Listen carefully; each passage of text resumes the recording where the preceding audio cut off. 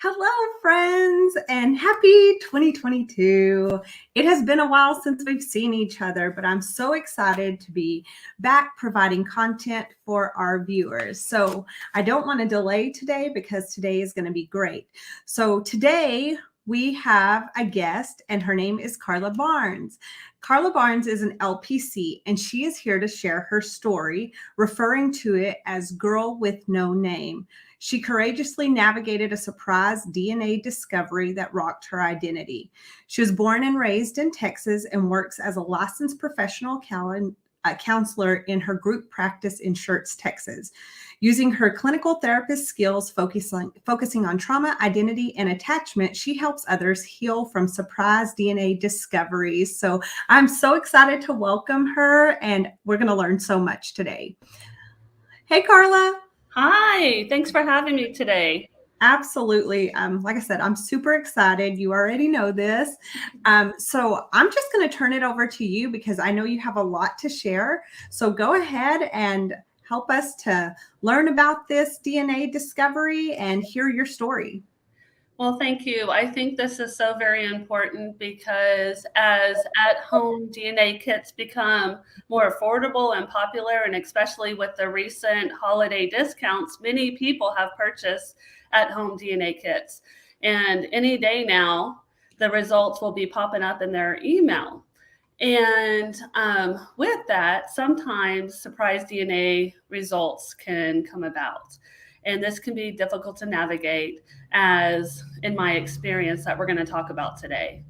So I wanted to give first a little bit about my childhood. And I think that's important because when adults discover some kind of surprise result from DNA, they stop and they look at their past, their childhood, their development from a different lens, a different perspective than what they thought was actually the reality. And so I was born in 1978 in Houston, Texas. My family is originally from the Northeast. And when my mom was pregnant with me, she moved to Houston with my father. And I lived there through third grade and with my sister. She is about 18 months younger than me. And so we had a pretty difficult time there in Houston, dealing with some poverty. I remember some apartment evictions. I don't have very many childhood photographs, things like that, because they were, I guess, confiscated with evictions. And so it was difficult times. My dad struggled with drug usage and had some legal problems. And it led to my parents divorcing when I was 4. And so very quickly after that, my mom remarried. And so I had a stepfather for a large part of my childhood. That relationship was very difficult as he was an alcoholic. And anybody who has been raised in a home with an alcoholic knows the difficulty that that is. And he was also abusive at times. And so my sister and I were raised in that home. A lot of that time, I didn't feel like I fit in with my family. I didn't look like my family. I thought differently than my family. My sister would tease me a lot of times, especially when she was mad at me and tell me I was adopted. I would even ask my mom. I would say things like, "Am I adopted?" or "Why am I different?" And she would quickly point out that I resembled her brother or my uncle on my father's side, things like that. But most of my childhood, I felt out of place. And I didn't see myself in my family. And so, fourth grade, we moved from Houston to a small town here, about an hour away from here in Schertz, Texas. It was such a blessing to grow up near the Blanco River. The nature was just like my peace place. It really influenced a lot of who I am today. But that was difficult. And I ended up moving out around age 16, 17, living on my own, going to high school in a small town. I rented a room from some lady, and I worked at Subway, paid my rent, went to school. I was in band and was pretty responsible. And so I would say my childhood was full of lots of trauma, but I had some mentors along the way that really helped me. My band teacher, I went to church with a neighbor at times, and I had some extended family too that I would visit in the summers that really gave me some great values foundation for my future. Meaning, you got to do something with your life, find your passion, go to college, things like that. So that was my childhood. And so it was pretty tough. I never had an attachment with a father figure. And so, I ended up getting married, and walking down the aisle was me and myself. And it was a courageous day because I made something of myself. I'm a strong woman. But there is some sadness to it too, because, I didn't have a father figure. My dad ended up passing away when I was 14. And for a suspected drug use, congestive heart failure, that kind of stuff. So he had a tough life. And so that's what I thought. And that's, what my perspective of life was before getting involved in ancestry, family history research. Well, let me ask you this, with kind of this traumatic childhood, at any point did you receive any kind of counseling or guidance prior to what we're about to get into? Yes. And in that small town, before I moved out of my house as a 16-year-old, I did start counseling, and I had a therapist. I probably saw him for about a year. And it was life-changing for me as well. And so I think knowing that, we can't pick our family, and our family is important. It shapes us, and life's hard. And so knowing at a young age, as a teenager, that there's resources out there that can help you, guide you, help you in decision making, finding out who you are. I think it was such a blessing at a young age that, my mom encouraged that, actually. And so I was thankful for that. That's really good. And then I have one more question about your mentors and kind of people who help shape you. Do you still have contact with them, or how has that worked through your life now? Yes. I'm friends on Facebook with my band director. And so I get to see her on there. And extended family. Yes. My maternal grandfather passed in 1997. And so I don't have that influence, but I still have the lessons in my memories and heart about what he taught me. Actually, my circle of family is very small. So those extended family members, my dad's parents, were very influential in great Southern values. I would spend summers with them. And I had a neighbor in that small town that would take me to markets and just spent time with me. And that was important too. So great. Okay. Well, I'm ready for the next part when you're ready. I know. So the next part's the exciting part. It's the ancestry, history, interest. And so honestly, I've always been interested in my family history. I am a soul that asks a lot of questions. I am a information seeker. And so in 2001, I was in my young 20s, and I purchased the Family Tree Maker CD. And I would put that sucker in and dial up that modem and do my family tree research and built my trees out. And I would email people that I would find by, I don't think it was Google back in the day. I don't even remember what the search engine was. Explorer? Internet browser or Oh, whatever. yeah, something. And email people and get stories from random relatives that were second, third cousins down the way. So this has always been a passion of mine. I think, my family growing up was very small, not connected to extended family. I know I mentioned them earlier, but they lived out of state or out of country. So they weren't close. So I was always seeking connection for my family. Like, who am I? And so in 2016, I got an Ancestry DNA kit, and I spit in the tube, and I walked to the mailbox with that little box and put it in the slot and waited.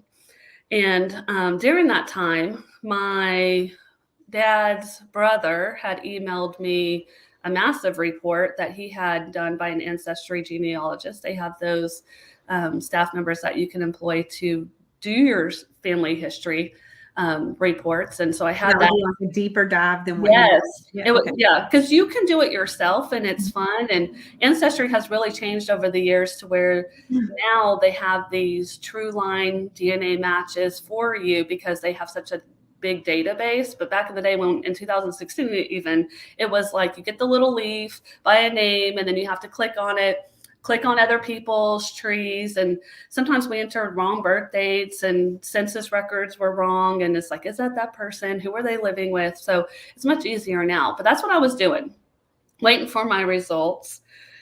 And I remember the day, and the day was June 1st, 2016, and I call that Identity Discovery Day. And we'll talk about that a little bit in a second. But that was the day I got my email from Ancestry, and it says your results are in. And I remember sitting in a conference room waiting to start a meeting, and that email came in, and there was a few people in the room, and I'm, oh my gosh, my results are here. I clicked on it, and I looked in my email, and then it brought me to the Ancestry site, and then I was like, something's wrong. And I remember saying out loud, I'm not matching my uncle's family, his DNA. Like, I don't see him on there. And I remember turning and looking at my coworkers' faces in the room, and they were just looking at me like, what? Like, I was like, oh no. So then I had to start the meeting and go on with life. And then I got home and looked more. I emailed Ancestry because they messed it up. My uncles should be in there, and it wasn't a match. And Ancestry sent me back an email, and it said, you need to have someone close to you test as well, and you'll see where the breakdown is, but the results are accurate. DNA doesn't lie. They didn't say that part, but that's what it meant. And the results are accurate. And so just right there, when you're getting that information, are you starting to spin a little bit, or are you pretty convicted, like they have really messed this up? I thought it was weird. I remember thinking, like, this is weird. I mean, it was like, something's wrong, like it's off. Like, I mean, when you sign up for Ancestry, you can do it by your email, or you can make a username. And so I remember people I knew that were family trying to like search for them and go into their trees and being like, is this like, am I not figuring this out? What's the deal here? And I emailed my uncle, and he was like, this is my username. He probably figured it out right away when I was like, something's not right. But it took me a little bit. It wasn't just like, oh my gosh, my dad's not my dad. It wasn't like that. It was, So I messaged my mom, and we were chatting, and I said, my DNA doesn't match my uncle. Isn't that weird? And she went on with the chat and didn't answer my question. And I was like, Mom, did you see my question? And she's like, what question? I was like, my DNA is not matching my uncle on my dad's side. She's like, and she typed OH. And at first she says, well, let's have lunch in a couple of weeks and we'll talk about it. And I was like, so in that moment, I took a breath and I texted, what is his name? Wow. And so I can just imagine my mom on the other side of that device Oh, yeah. Having this secret at this time, I was 38 years old. And so having this secret for 38 years, and then because of technology, DNA results that we can get for $59.99 on sale, mail to our mailbox and inbox the results, the secret's out. And she had a choice to make. She could have told me the truth. She could have denied it. She could have dismissed technology and ancestry results. But no, she did the right thing. She told me the truth. She gave me the information. She allowed me to ask questions. And I am so very thankful for that because it allowed me to not have trauma around that. And we'll talk about that in a little bit because it's not the case for many people getting ancestry DNA surprise results. Sometimes their family is not forthcoming, and that is so very difficult. So I knew. She told me who my biological father is. So moving forward, I am now going to refer to the dad that I thought was my dad, who raised me, but they divorced when I was 4 and ended up passing away when I was 14, as my birth certificate father, because that is who is on my birth certificate as my father. And then I have a biological father that I have found out from ancestry that I have a different father. So just so viewers and you're not confused, Okay. moving forward. So I'm going to ask a question, and if you're going to answer it in a little bit, just tell me. I'm going to answer it in the middle. But have you had any contact with your biological father? Do you know, like you've met him or? Yes, that is a great question. And so when I got my results, I was actually excited. My birth certificate father had passed already. And so I didn't have to deal with, like, am I betraying him? And my mother told me he knew and that they had told nobody else. Well, I guess what ended up happening was my mom and birth certificate father were married and they lived on the East Coast and they had separated for a time being. And this is my mom's story. This is what she has told me. And my mom got a divorce attorney and then started dating the attorney. And so during that time, she became pregnant. And my mom told me she led to believe for the attorney that I was her husband's baby. And then that's when my mom, she went back to her husband and then they moved to Houston. And that's how I was born in Houston. Okay.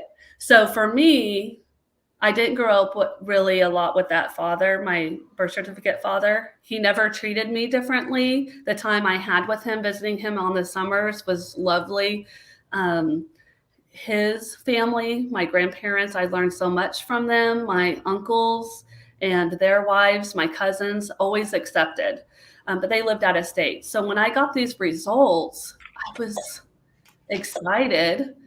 And I had set myself up with some expectations that, maybe this is a good thing and I can have a relationship with my biological father and his family and get some needs met, possibly that I didn't have met as a child. Okay. And you'll hear this typically when people find surprises with biological families. They hope things from that experience. Mm-hmm. This is a pretty normal thing because we try to look for the good and the hope in things in hard times. So I did reach out probably within 2 weeks to my biological father. I wrote a lovely letter, was vulnerable, and I decided to do it old-fashioned with a pen and paper.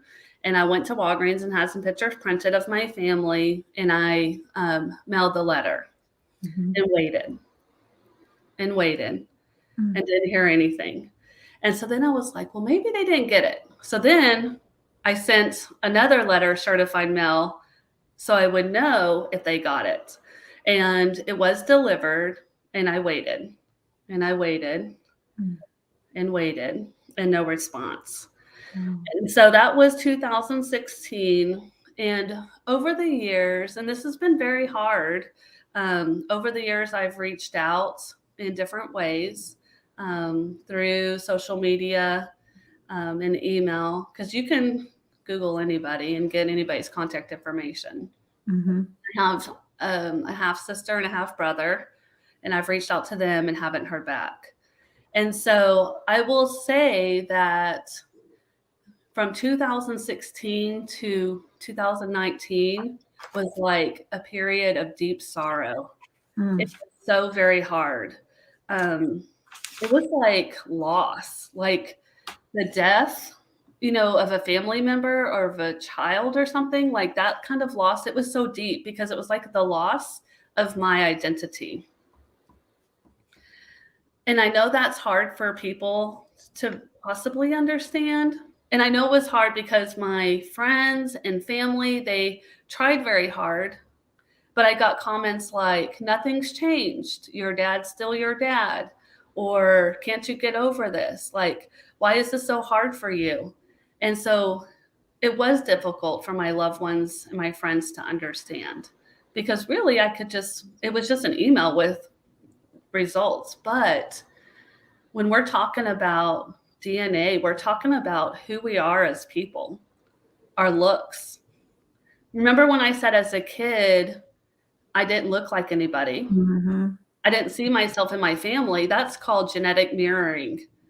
And that, looking back, now I know what all this is. It was just so very difficult, never feeling like I fit in. And you get these results and you're like, oh my gosh, now I know why. And everything I thought I knew is not the reality. Mm-hmm. So this is kind of a probably more clinical question, but as you're learning more about, this DNA discovery and how it affects people and kind of the terminology used and kind of the amounts of people that it is affecting and information gathering, like you said, you enjoy. When you look back and reflect on things again, do you sometimes experience that deep sorrow again or that loss feeling? Well, I would say yes. Just like, I was watching a show yesterday. I love Netflix. And so I've been out of shows. So I went back and I started to watch 6 Feet Under from the 90s on HBO Max. And it takes place in a funeral home. And they were saying there was a baby in the funeral home. And someone said, oh, the baby looks like their father. And the mother says, well, that's the universe's way of establishing paternity. And so there are triggers everywhere. Think about it. When you do your passwords, what's your father's middle name? And I'm like, oh, who's my father? And then over the years, like I had my birth certificate father's last name. And then in 4th grade, my family told the school that my last name was my stepfather's name. So I went by my stepfather's name till 12th grade. Okay. And then the school figured out that wasn't legally changed. So I went back to my birth certificate father's, name. And then I got married and got a new name. And then when I got my DNA results, I got a 4th last name. And so that's why I've felt like over my life, like I'm just a girl with no name. Now, I don't say that with deep sorrow. It's just because it's my journey. It's been a part of who I am. But there definitely are triggers. Father's Day, wedding for a lot of people, if their fathers aren't involved, and it's complicated. We get triggered all the time with things. So, and then during this time period, I remember Googling, like, my mom told me I have a different dad, or my dad's not my dad, or who is my dad? And there weren't things that came up for many years, like 3 years. It was like I was experiencing this alone and having so many intrusive thoughts about who am I? I mean, is there another soul in this world that looks like me? Where did my mannerisms come from? And I would go about my day and life, but something had changed within me, but the rest of the world had stayed the same. Okay. Interesting. Well, I just wanted to, when you were talking about kind of that girl with no name because you had like 4 different switches there. Yeah. I just think about like little things like, okay, well, we're going to the Harrisons for dinner, or we're going to, the Harrisons from down the street, or, just things like that. We kind of get lumped, that's kind of our group, right? And we get lumped in that. And so sometimes if yours is constantly shifting and it's not even something that feels stable for you, I could definitely see that being something that would be, difficult. Absolutely. Because if you look at different cultures, the naming of a child is so very important. And, thinking that, is my name who I am? And I'll talk about that in a little bit down in my journey, what I've really discovered about that. But yeah, it's a piece of the puzzle. Like my birth certificate is not right. Yes, my birth certificate father loved me. That is an important piece of my story. Mm-hmm. But 100 years from now, when people are doing family history and they look at my birth certificate, they're not going to know this piece of the story unless they have access now to this video. But when they look at records, census records, birth certificate records, there's no DNA connection, like not DNA connection, but there's no record of accurately of who is my father. Right. And so I think about that, especially remember family history and legacy has always been important to me. Yeah, absolutely. Yeah. Well, yeah, because that's part of your value system for yourself. And then for yours to be kind of shaken and uncertain, that would definitely cause some issues. Yeah. And I think it was hard too to think about so when you do any one of these companies' DNA tests, they continually send matches. Mm-hmm. And I think on one of them, I'm up to 10,000 DNA matches. And so I think about especially with my biological family, there's this whole family out there living their life. And who are they? What do they care about me as a human being? And they're connected to me by my DNA. And the question is, does that make them family? And what have you determined as your answer? Complicated. Well, in the therapy world, in psychology, there's this debate nature versus nurture. Mm-hmm. And growing up and in college, I went to college in 1996 and then grad school in 2001, I always felt like, nurture. Because if you just work on yourself and you put a support system around yourself and learn and seek information, you can become the best you, right? So that's the nurture side. Mm-hmm. But now I'm 43 and working with clients, my own family, my own life. I'm like, dang, DNA and nature matters. That's where we get medical conditions from, our mannerisms, personality, our IQ, our voice, how it sounds.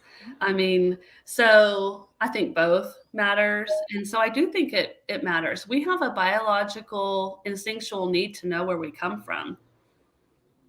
And so, yes, I do think, it's important for people to know about their past. And so, family can be non-DNA related people. We've all probably discovered that. We have friends in our lives that we would consider family. So Absolutely.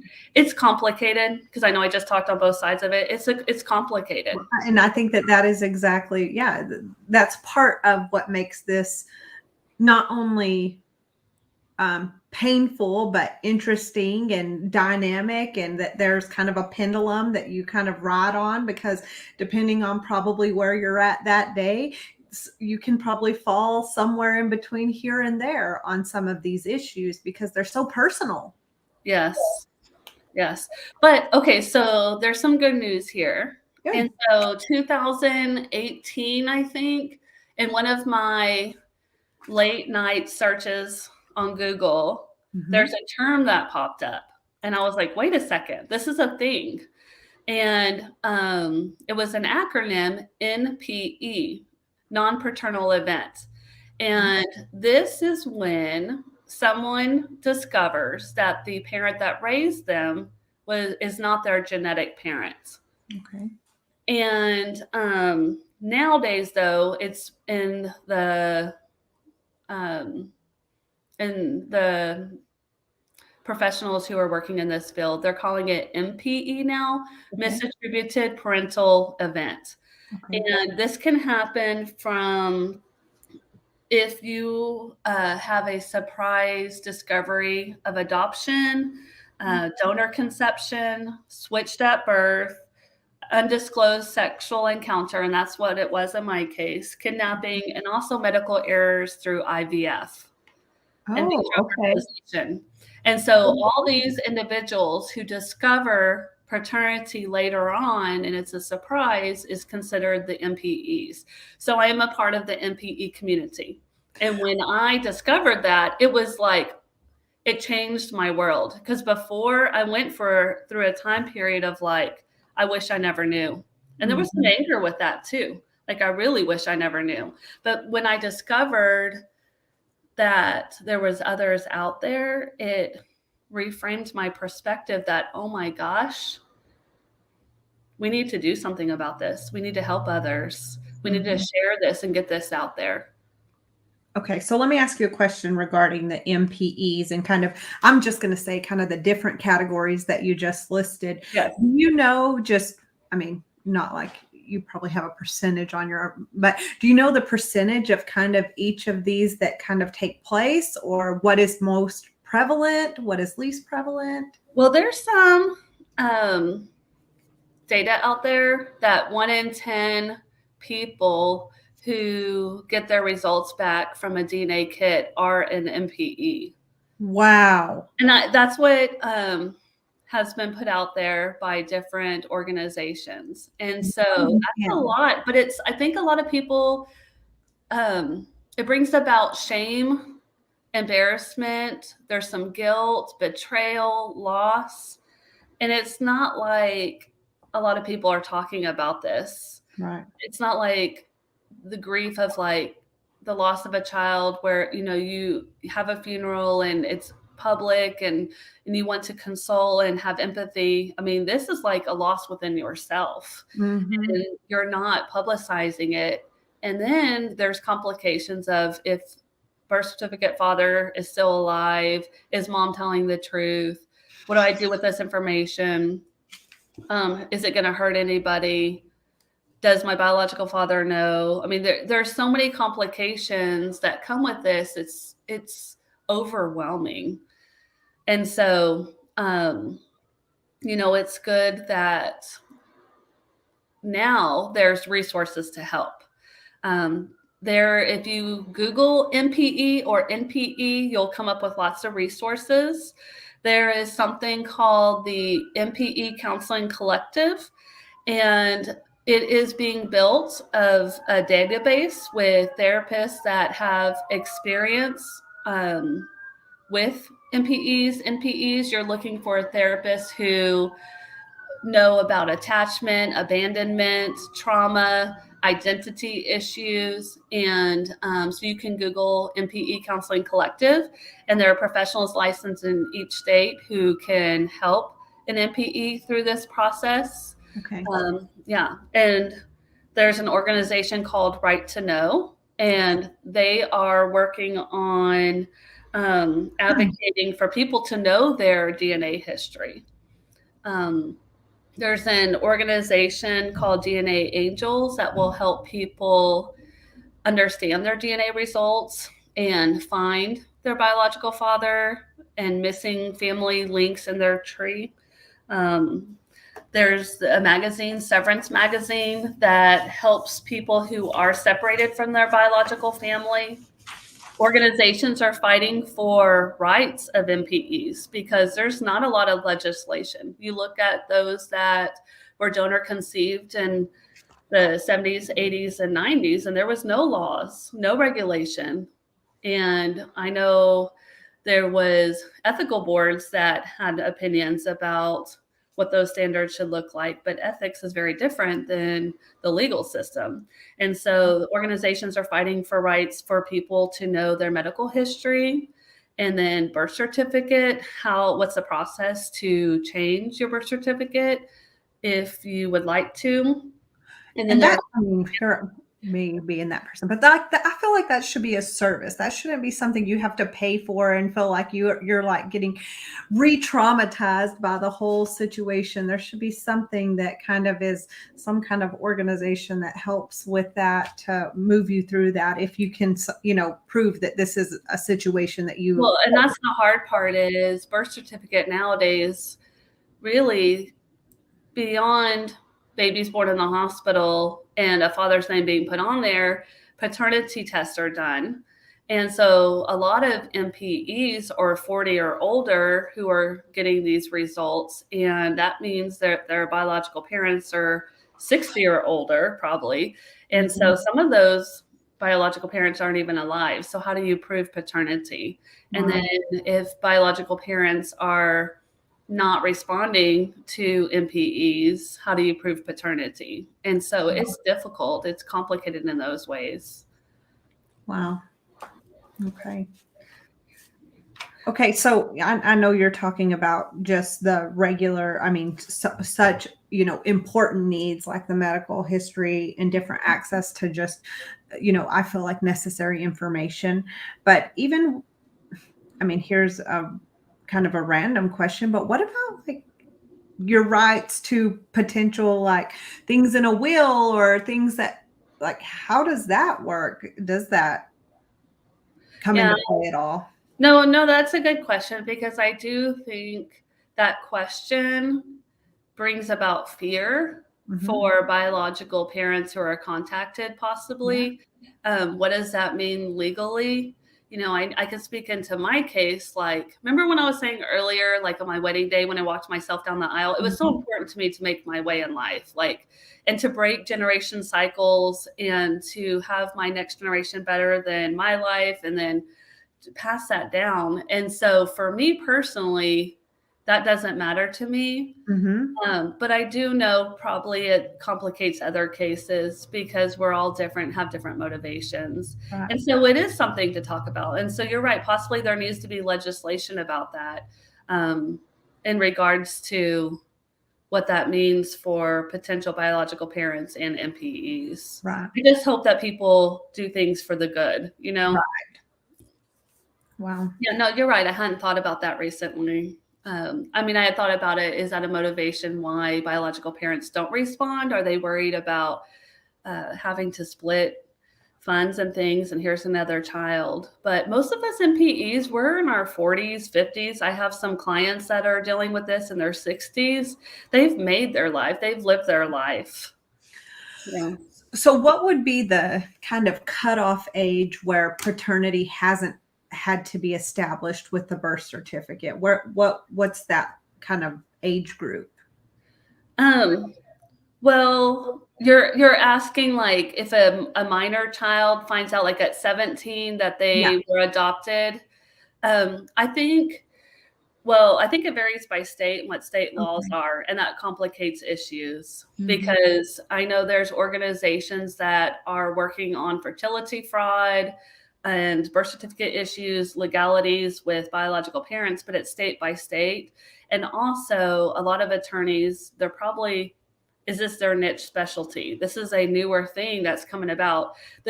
The advancement from 2016 to what I know now, it's amazing. Just these sites, the DNA sites have increased their technology, but also the awareness is increasing. You probably have seen some shows on TV like CC Moore, The Lost Family, they're highlighting it. There might be articles in the therapist world, in Psychology Today, talking about this. There's little training. There's 1 or 2 trainings about this for therapists. And so there's no, what do you call it? I forgot the terminology, but when you like, what's been done before? And you look at what's been done before. What are judges' decisions before? There's no cases about this. And so right now there are some court cases in different states dealing with these issues. And so it'll be interesting to, precedents. That's the word I was looking for. Precedents. It'll be interesting to see what precedents is being laid for that. And so to go back to your question, birth certificate, every state has their rules about birth certificates and what's needed. I would say probably paternity has to be proved to change the birth certificate's father's name on the birth certificate. I think that's what's in place right now. But there's no law that says like at birth that has to be proven. Just word. I mean, you're just taking whoever's there's word that this is mom and this is dad, and that's it. Yes, I do believe that that's the way it goes right now. Mm-hmm. And unless you deal with divorce and Attorney General's office and child support and you're putting orders in place, then a lot of times the courts will require a paternity test. But when biological parents give birth out at the hospital, the mom fills out the birth certificate form, or the dad, but they put who's the father on there. Okay. So. Okay. Interesting. Yes. So in 2019, I had a year of knowing what this stuff was. And it's opened up a whole new world. There's acronyms that describe it. There's some scientific stuff along with it that's to be learned. I was working a job in a school system, and I was like, I need to help others learn more about this. So I opened up my own private practice, part-time to begin with, full-time now, to help others that have these surprise DNA discoveries. Mm-hmm. And there's some things I've learned in the last couple of years through that process. One thing that is prevalent with my clients is that not being related to their family or part of their family that they've grown up with has impacted their self-esteem. Almost every MPE client that I've ever had, and within myself, does say I did feel out of place. And that it's actually a term called monocopsis. And it's that subtle but persistent feeling that you don't belong. And they all talk about that there was something off, just what I described earlier with my child. There are issues with MPEs growing up with attachment to their caregivers for whatever reason. That's prevalent. And also more instances of trauma in childhood. And so those are some of the things that I've been noting. And then another thing that's difficult is, yes, the reality is they've made this discovery, but looking back at the past through a different lens, what has been very difficult is the things that didn't happen are so hurtful for MPEs. Like, my mom told me my mom knew and didn't tell me. Maybe my bio father knew and didn't reach out to me. And the thought of, well, could I have lived a different life? Would I have explored different passions? What would have my life been like if I was raised over here or not here? So those are the things that didn't happen for an individual. And those are things that MPEs have to process and think about. It is past oriented, and really we never know, but we can't help but have those thoughts of, man, what could have my life been like if I had this person in my life or knew the truth? And that's very difficult. That causes lots of grief. The betrayal is very strong. So and then that affects, of course, your trust of everyone else moving forward, because if your core, family, if that was something that was betrayed in that place, then of course that means probably everyone else is kind of a danger to you, to do that. It's like you live your life, and yes, we have struggles, and then you get this piece of information and it pops a bubble of like, oh my gosh, this is not what I expected it to be. And an outcome of that can be, for some people, is this world a mistrusting place? Do we live in a broken world? Can people be honest? Why do we lie sometimes? And what's the role of honesty and truth as a value? And it's complicated, and another thing I've learned is like the first rejection for an MPE is when the decision was made to keep it secret. And think about it. That person was a baby in a belly, probably. Mm-hmm. So it's neonatal trauma. That's the first rejection. And I know it's difficult for moms and dads and other individuals involved. And I do think MPEs do come to a place of compassion for those individuals who made the decision they made for us years ago. But I think we all would say is that decision was not made considering the future outcomes that happen for MPEs. Learning this information, what's their place in this world, who are they, and also those that secrets were kept from. Like, think about birth certificate fathers who didn't know, and if they find out later on in life. It's so very complicated. It's a secret. And clients tell me that people use the term dirty secret and they loathe that, because who wants to be considered a dirty secret? And in my case, I didn't feel that way just because of the way my mom handled it. But a lot of times mothers, they get defensive. It's complicated. They've hidden this thing for many years. Mm-hmm. And so, secrets don't bring about good feelings. Absolutely. And so it impacts MPEs to the core. It's almost like they have to carry the burden of the secret when they find out that it was a secret that was kept. And that's very hard for MPEs. And then a second rejection comes in. Okay, they've learned this information. Then what? Do they contact their biological family, and will they be rejected then? And also, a lot of times, the family that raised them has difficulty with this. Like, don't put this on social media. Don't tell anybody. Let's keep this a secret. Okay, now. And then if the MPE decides to contact their biological family, and if the family that raised them is upset with that, sometimes there can be a fracture in the family unit. And so that can be a second rejection that happens through this process. So it's hard. I would assume that, because I'm not an MPE, but I would assume that if that might be also a determining point as to, do you go forward and say something or not, because you start to consider, because what you've been through, I feel like you start to consider other people feeling and what could happen in their family, and what kind of fractures or blow-ups could be exposed because of this. Whereas it should be something that you get to explore, but maybe you, in your position, you feel like you don't know if you should.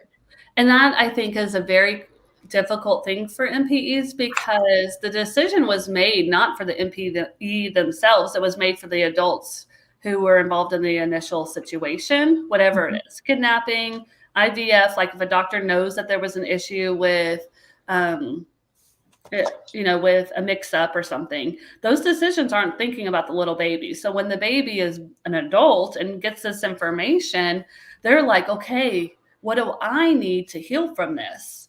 What do I need to move forward? And it's looking for, like, your authentic self in this world, but then you have these other adults who also have needs and emotions, and those can stunt the needs of an MPE and complicate it, especially if there's close relationships established with the family that raised them and you don't want to hurt them, or if there was trauma with those relationships and you add this to a trauma, another betrayal. And so sometimes NPEs can't get their needs met in using their voice. And I've had clients tell me, like, the biggest revelation from all this and coping skill that they have is knowing that they have a voice and they have a story, and that this is a part of their journey. It is their story. And there's times it's stunted for different reasons. And so what do we do with that? And that's something to work through in therapy and work through. In this world, we also call it coming out. Like on social media, are you going to come out with your story? Who are you going to tell? What do you need? And trying to set boundaries to protect yourself for not continuing to have more wounds or more trauma. Those are things we work on in therapy. Very good. It's assimilating like your old identity with your new identity, trying to figure out, what does this person look like? What do you want to feel? What do you need to heal and cope through this situation? No, absolutely. Those are really good points. And absolutely. So, that I see your point here that healing is possible, but it just takes some work. It takes some work. It does take some work. And I think a big part of it, luckily, there's a community out there now for MPEs. You can Google, there's the Right to Know, there's information, there's articles, there's therapists that are beginning to learn about this and understand where MPEs are coming from. So there's hope here, definitely. Therapists can help repair deficits of the past that weren't developed in childhood. And a lot of times there's insecure attachments that occurred within the family units. And through therapy, you can work to earn secure attachment to where you feel good about yourself and increase your self-esteem and who you are as a person. And then also therapists can help MPEs navigate old relationships that you already had, but also the new relationships. It's complicated. So you meet your bio father and they have the word father, and you can think in your mind what father means to you, but then really here you are 40 meeting a 60-year-old who is a stranger. And what if you don't click? And that has happened in some cases. And so you have disappointments and your expectations aren't met. And how do you handle that and cope? And that can be traumatic as well. And so it's complicated. So there might be some renegotiating or new vocabulary regarding what people are and what role they play. Just because it's father or bio father, that might not be something that feels accepting to you in that moment. So you can find some other verbiage or something to use. That's right. Is that correct? Yeah. Yes. Okay. And then some people are like, well, I already have a father who raised me. And so you have to negotiate all these things, like write the narrative. Do I text them on Christmas, or do I wait for them to text me on Christmas? Do I send birthday cards? And is their wife accepting of me?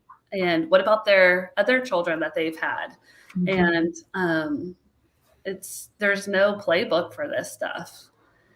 And it's so the chance of rejection again. Yes, it's so difficult.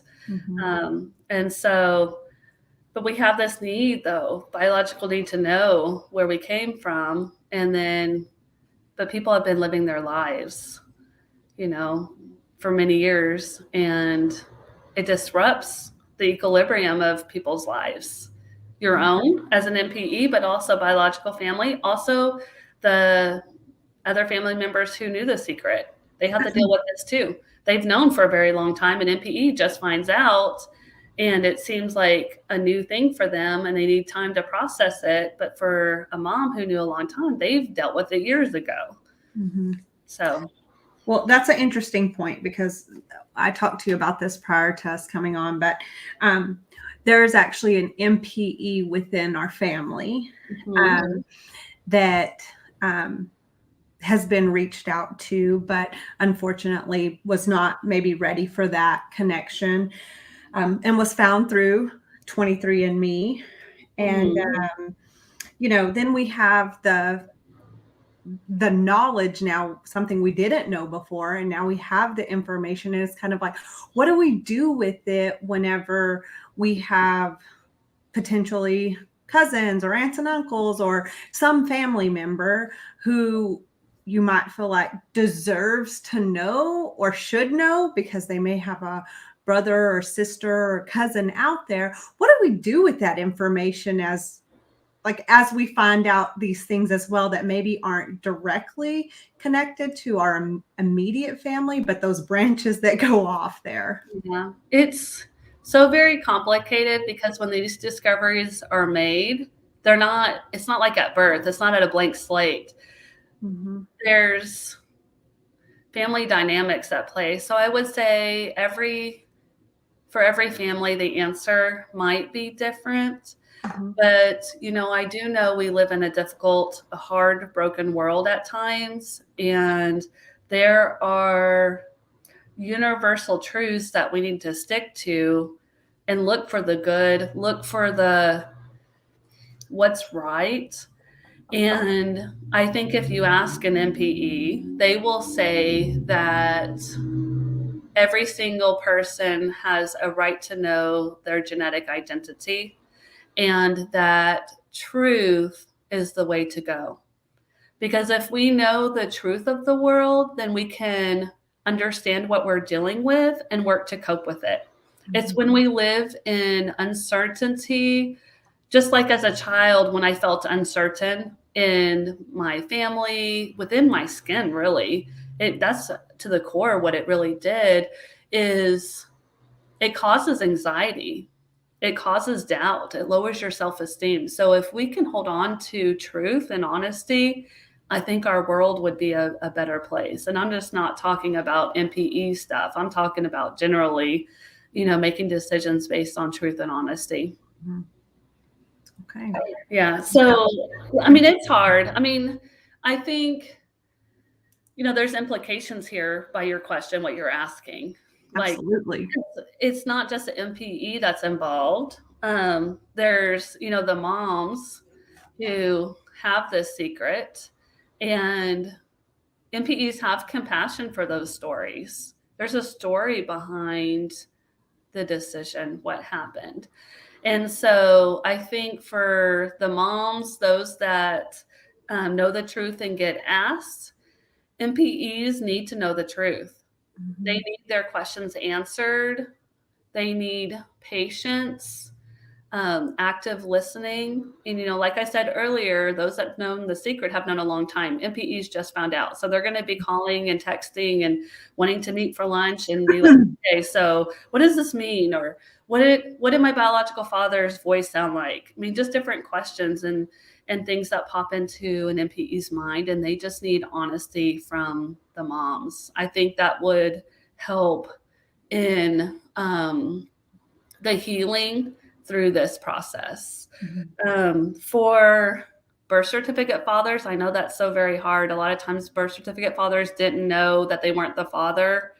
And for the MPE, they may have a good relationship with the father that raised. And so, if that's the case, when this discovery comes out, the MPE just needs to know that their birth certificate father, the father that raised them, still loves them and nurture that relationship just like you did before. It's not adding to the rejection. Um, for the biological fathers, I know this is tough too because they've established their lives. They're probably married to somebody, have children, their career, live within a community, and embarrassment, fear, shame is probably prevalent. But for biological fathers to reject and not respond to their biological children is so impactful to their identity.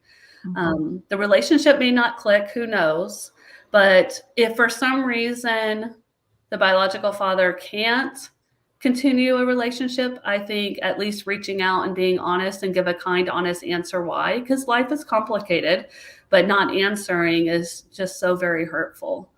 And then family, like kind of your question earlier, and that's hard. It's just because sometimes others don't understand what it feels like to be an MPE. So it's just listening, asking the MPE, what do you need? Sometimes they just need to go and watch a movie and not think about this stuff. Sometimes they need to talk about it. Sometimes they just need a hug or need to be by themselves. And then also for family and friends to think before you say things. Because remember I said earlier, people were like, just get over it. Nothing's different. So think about those statements because things were different for me. You know, my whole identity changed. You know, I did. It was difficult. And so for people not to understand didn't make it easier. And they were loving. They did the best that they could. So that's why I just say think before you make those statements. I don't know. Absolutely.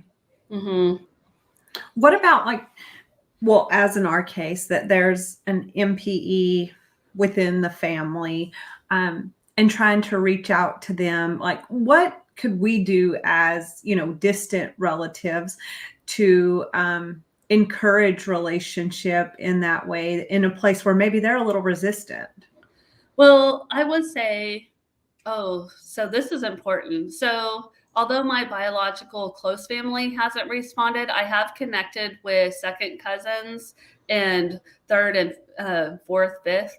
On Ancestry Test, you'll see it say 3 to 5th. They never say 4, so it's kind of weird. But I've connected with those people, and that has made a difference, actually. And they've been able to give me information about the community that my family has lived in and some background information. I have found out Ben Franklin is, I'm related to them.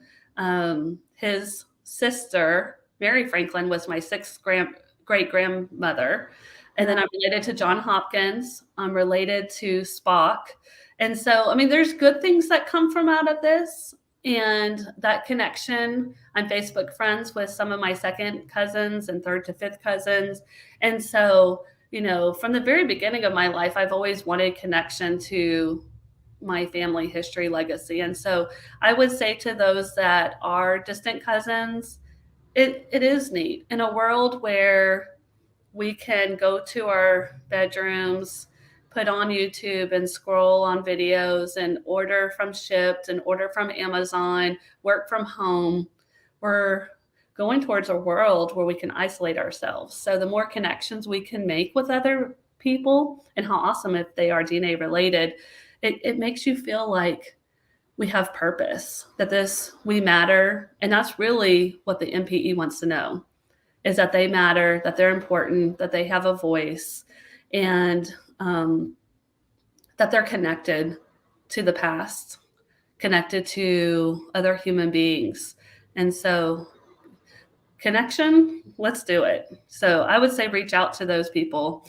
As long as you have permission of those that have a voice. I mean, talk about it with those people.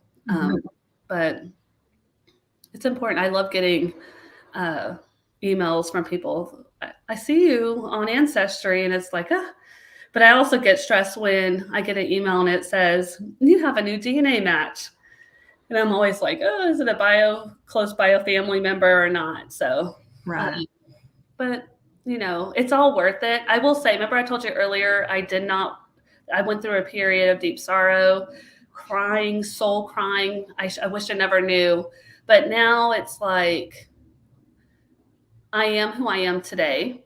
My name, yes, I've had different names, but that's not who defines me. It's what we do in life. It's finding our purpose, being authentic to ourselves, being kind in a world that is not always kind, and connecting with others. So that's who we are. Right. Absolutely. Absolutely. Okay, Miss Carla, do you have anything else you want to share with us and make sure that we have the information for? Well, again, I want to say thank you for having me here today to tell my story, because really it's not my story. There's lots of people out there who are experiencing this alone and are just discovering that there's hope out there. There's terms that describe what this is. There's communities to help. And so, and even within myself and my practice, I see clients that have these surprise discoveries. And so you can find me under Carla Barnes LPC on Facebook, and that's probably the best place. And just that have hope, and that you as an MPE, if you're experiencing this, you can get through this. The secret, that discovery doesn't define who you are. What defines who you are is working through the struggle and overcoming, and not just surviving, but being a thriver through this. And so, and it's possible. So don't give up. And I look forward to connecting with others too who have been through this. Absolutely. Well, thank you so much. I learned so much today. I mean, I'm going to speak for myself. I learned so much today, and you gave me some good insight. And of course, now I'm curious, and I've got to go learn more about it. Of course, visit Carla's Facebook page, Carla Barnes LPC. Is that correct? Yes, LPC PLLC is what it says. But if you put in Carla Barnes, you'll find me. It's a pretty unique name, which I guess that's awesome too. So yeah. Yeah. So go look for her if this is something that you're struggling with, and maybe connect, maybe, do some work for yourself and see if there's some answers there for you. And then I just want to say thank you for coming. Thank you for sharing your story. It's super courageous, because I know that it's not an easy story to share, and that there are implications for other people involved. And I just appreciate how you handled the whole situation, and kept those people, kept their thoughts and their feelings intact as well, and treated them with some dignity as well. And I think that's super important, because these are difficult decisions for everyone. Yes. And this is probably a difficult discovery for everyone. And so it's a tough situation, but you're just handling it with grace. And I just really appreciate the information. So I am just going to say thank you so much. And I'm going to end our live here. So friends, please follow me on Facebook at Courageous Communication, and hit me on YouTube, guys. I want to monetize that YouTube soon. So Courageous Communication there as well. You can also find my new Facebook, which is Courageous Counseling and Consulting on Facebook as well. So guys, thank you so much, and we'll see you on the next show.